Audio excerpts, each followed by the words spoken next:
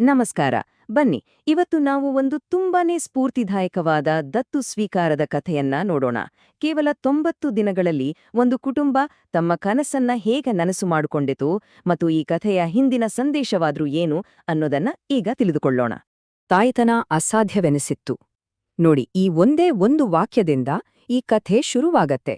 ಇದು ಆರಂಭದಲ್ಲೇ ಒಂದು ಆಳವಾದ ಹೋರಾಟದ ಹಾದಿಯನ್ನ ನಮ್ಮ ಮುಂದಿಡುತ್ತೆ ಮತ್ತು ಇಡೀ ಕಥೆಯ ಭಾವನೆಯನ್ನ ಹಿಡಿದಿಡುತ್ತೆ. ಸರಿ, ಹಾಗಾದ್ರೆ ಈ ಅಸಾಧ್ಯ ಅನ್ನೋ ಅಡ್ಡಿ ಯಾಕೆ ಬಂತು? ಇದರ ಹಿಂದಿನ ಕಥೆಯೇನು? ಬನ್ನಿ, ಒಂದು 10 ವರ್ಷ ಹಿಂದೆ ಹೋಗೋಣ. ಅಲ್ಲಿಂದಾನೇ ಈ ಕಥೆಯ ನಿಜವಾದ ಹೋರಾಟ ಶುರುವಾಗೋದು. ಇದು ಸುಮ್ನೆ ಒಂದೆರಡು ದಿನದ ಕಥೆಯಲ್ಲ, ಬರೋಬ್ಬರಿ 1 ದಶಕದ ಹೋರಾಟ. ಬಂಜೆತನದ ಜೊತೆಗಿನ ಒಂದು ಸುದೀರ್ಘವಾದ ಹೋರಾಟ. ಒಂದಲ್ಲ ಎರಡಲ್ಲ, ಹಲವಾರು ವಿಫಲ ಪ್ರಯತ್ನಗಳು. ಕೊನೆಗೆ ಎಲ್ಲ ವೈದ್ಯಕೀಯ ದಾರಿಗಳು ಮುಚ್ಚಿ ಹೋದಾಗ ಈ ಕಥೆಯ ನಾಯಕಿ ಒಂದು ಪರ್ಯಾಯ ದಾರಿಯನ್ನ ಹುಡುಕ್ತಾರೆ. ಆದ್ರೆ ಅಡ್ಡಿಗಳು ಅಷ್ಟಕ್ಕೆ ನಿಲ್ಲಿಲ್ಲ. ಅವರು ದತ್ತು ಸ್ವೀಕಾರಕ್ಕೆ ಮುಂದಾದಾಗ ಅಧಿಕೃತ ವ್ಯವಸ್ಥೆಯೇ ಅವರಿಗೆ ಒಂದು ಶಾಕ್ ಕೊಡ್ತು. ಸಮಾಜ ಕಾರ್ಯಕರ್ತರು ಹೇಳಿದ್ದು ವರ್ಷಗಳೇ ಆಗ್ಬೋದು, ಒಂದು ವೇಳೆ ಆದ್ರೆ ಅಷ್ಟೇ, ಅಂದ್ರೆ ಆಗ್ದೇನೂ ಇರ್ಬೋದು ಅಂತ. ಅವರ ಗುರಿ ಒಂದ್ ಕಡೆ, ಈ ಮಾತು ಇನ್ನೊಂದ್ ಕಡೆ. ಇದು ಕಥೆಯ ಒತ್ತಡವನ್ನ ಇನ್ನಷ್ಟು ಜಾಸ್ತಿ ಮಾಡ್ತು ಅಲ್ವಾ? ಹಾಗಾದ್ರೆ ಇಡೀ ಸಿಸ್ಟಮ್ ಕೈ ಚೆಲ್ಲಿದ ಮೇಲೆ ಕಥಾನಾಯಕಿ ಏನ್ಮಾಡಿದ್ರು? ಅವರು ಒಂದು ಅಸಾಂಪ್ರದಾಯಿಕ, ಒಂದು ವಿಭಿನ್ನ ದಾರಿಯನ್ನ ಹಿಡಿದ್ರು. ಬನ್ನಿ, ಆ ವಿಧಾನ ಯಾವುದು ಅಂತ ಈಗ ನೋಡೋಣ. ಅವರು ಬಳಸಿದ ತಂತ್ರದ ಹೆಸರು ಲಾ ಆಫ್ ಅಟ್ರಾಕ್ಷನ್ ಅಂತ, ಅಂದ್ರೆ ಆಕರ್ಷಣೆಯ ನಿಯಮ. ಇದರಲ್ಲಿ ಮುಖ್ಯವಾಗಿ 3 ಹಂತಗಳಿದ್ವು. 1, ದೃಷ್ಟಿಯನ್ನ ರೂಪಿಸೋದು. 2, ಕೃತಜ್ಞತೆಯನ್ನ ವ್ಯಕ್ತಪಡಿಸೋದು. ಮತ್ತು 3, ಆ ಭಾವನೆಯನ್ನ ಅನುಭವಿಸೋದು. ಮೊದಲನೇ ಹಂತ ಒಂದು ಸ್ಪಷ್ಟವಾದ ದೃಷ್ಟಿ. ಅಂದ್ರೆ ತಮ್ಗೆ ಏನ್ ಬೇಕೋ ಅದನ್ನ ಬರೀ ಯೋಚನೆ ಮಾಡೋದಲ್ಲ, ಅದನ್ನ ಕಣ್ಮುಂದೆ ತಂದ್ಕೊಳ್ಳೋದು. ಉದಾಹರಣೆಗೆ, ಒಂದು ವಿಷನ್ ಬೋರ್ಡ್ ತಯಾರಿಸಿ ಅದರಲ್ಲಿ ಸಂತೋಷವಾಗಿರೋ ಕುಟುಂಬದ ಫೋಟೋಗಳನ್ನ ಹಾಕೋದು. ಹೀಗೆ ಮಾಡಿದ್ರೆ ಗುರಿ ಸ್ಪಷ್ಟವಾಗತ್ತೆ. 2ನೇ ಹಂತ, ಇದು ಮಾನಸಿಕವಾಗಿ ಮತ್ತು ಬರವಣಿಗೆಯ ಮೂಲಕ ಪುನರಾವರ್ತನೆ ಮಾಡೋದು. ಪ್ರತಿದಿನ ತಮಗೆ ಸಿಕ್ಕಿರೋ ಸುಂದರ ಕುಟುಂಬಕ್ಕಾಗಿ ಕೃತಜ್ಞತೆ ಸಲ್ಲಿಸಿ ಬರೆಯೋದು ಮತ್ತು ಅದನ್ನ ಬೆಳಿಗ್ಗೆ, ಮಧ್ಯಾಹ್ನ, ರಾತ್ರಿ ಹೀಗೆ ಪದೇ ಪದೇ ಓದೋದು. ಇದು ತಮ್ಗೆ ಬೇಕಾದ ವಾಸ್ತವವನ್ನ ಮನಸ್ಸಿನಲ್ಲಿ ಗಟ್ಟಿ ಮಾಡೋ ಒಂದು ಪ್ರಕ್ರಿಯೆ. ಮತ್ತು ಕೊನೆಗೆ 3ನೇ ಮತ್ತು ಅತಿ ಮುಖ್ಯವಾದ ಹಂತ, ಆ ಭಾವನೆಯನ್ನು ಅನುಭವಿಸೋದು. ಇಲ್ಲಿ ಕಥಾನಾಯಕಿ ತಾನು ಈಗಾಗ್ಲೇ ತಾಯಿಯಾಗಿದ್ದೇನೆ ಅನ್ನೋ ಆ ಸಂತೋಷದ ಭಾವನೆಯನ್ನು ಸಕ್ರಿಯವಾಗಿ ಅನುಭವಿಸ್ತಾರೆ. ಅದು ನಿಜವಾಗಿಯೂ ತಮ್ಮ ಜೀವನದ ಭಾಗವೇನೋ ಅನ್ನೋ ಹಾಗೆ. ಇದು ಬರೀ ಯೋಚನೆಯಲ್ಲ, ಇದೊಂದು ತುಂಬಾನೇ ಆಳವಾದ ಅನುಭವ. ಸರಿ, ಈಗ ನಾವು ಕಥೆಯ ಅತ್ಯಂತ ರೋಚಕ ಘಟ್ಟಕ್ಕೆ ಬಂದಿದ್ದೇವೆ. ಇಷ್ಟೆಲ್ಲಾ ಪ್ರಯತ್ನಗಳ ನಂತರ ಏನಾಯ್ತು?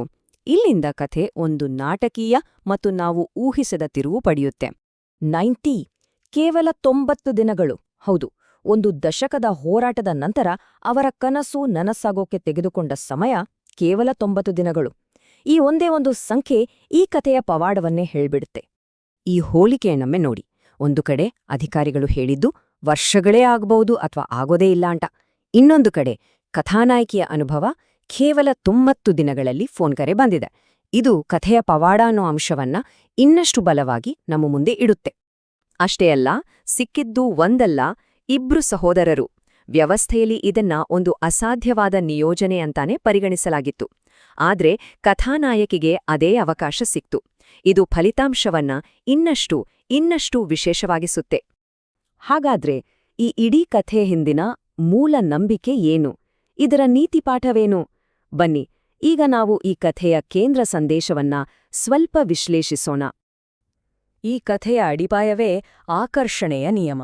ಸರಳವಾಗಿ ಹೇಳುವುದಾದ್ರೆ, ನಮ್ಮ ಯೋಚನೆಗಳು ಮತ್ತು ನಮ್ಮ ತೀವ್ರವಾದ ಭಾವನೆಗಳು ನಮ್ಮ ಸುತ್ತಲಿನ ಭೌತಿಕ ವಾಸ್ತವವನ್ನೇ ಸೃಷ್ಟಿಸಬಲ್ಲವು ಅನ್ನೋ ನಂಬಿಕೆ ಇದು.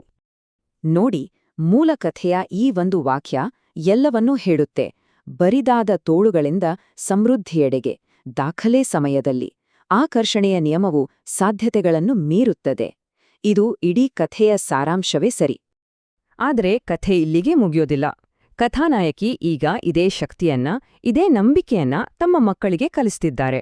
ಅಂದ್ರೆ ಇದು ಕೇವಲ ಒಂದು ವ್ಯಕ್ತಿಗತ ಅನುಭವವಾಗಿ ಉಳಿದಿಲ್ಲ, ಇದು ಮುಂದಿನ ಪೀಳಿಗೆಗೆ ವರ್ಗಾಯಿಸಬಹುದಾದ ಒಂದು ಪಾಠವಾಗಿದೆ. ಮತ್ತು ಕೊನೆಗೆ ಮೂಲ ಕಥೆ ತನ್ನ ಓದುಗರಿಗೆ ಒಂದು ನೇರವಾದ ಸಂದೇಶವನ್ನ ಕೊಡುತ್ತೆ. ನಿಮ್ಮ ವಿಷನ್ ಬೋರ್ಡ್ ಹಿಡೀರಿ, ಅದನ್ನು ನಿಜವೆಂದು ಅನುಭವಿಸಿ. ನಿಮ್ಮ ಪವಾಡ ಕಾಯ್ತಿದೆ.